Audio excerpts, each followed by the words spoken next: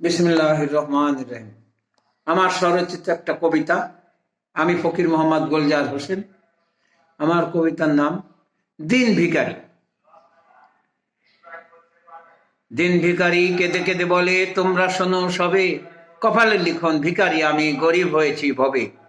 পেটের দায়ে দাঁড়ে দাঁড়ে ঘুরি, দুমুঠো অন্ন খুঁজি, ভিখারির ঠাই কোথাও নাই, এটাই নিয়ম বুঝি। ধনির বাড়িতে দারোয়ান থাকে নিয়মিত পাহারায়, গরিব ভিখারি দুয়ারে গেলেই তারাইয়া তাহারা দেয়। ধনীরাও মানুষ, ভিখারিও মানুষ, মাটিতে তৈরি সবে, ক্ষণিকের জন্য ব্যবধান করে পাঠালেন খোদা ভবে। কপালেতে লেখা যায় না দেখা, লিখেছেন দয়াময়, যার কপালে লিখেছেন আল্লাহ সেই তো ভিখারি হয়।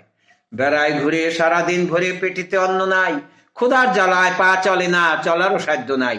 সামনে চলিবে পা চলে না, তবুও চলতে হয়, কষ্ট হলেও সারাদিন ভরে অন্ন যোগাইতে হয়। এই সমাজে কিছু লোক আছে নিস্তলাতে থাকে, কুকুর হইতে সাবধান কথাটা দরজায় লিখে রাখে। কুকুরের কামড় খেতে হয় যদি ওই দরজায় গিয়ে, ফিরে যায় ভালো মনের দুঃখ বুকেতে চাপা দিয়ে। ধন্যবাদ সবাইকে। আসসালামু আলাইকুম।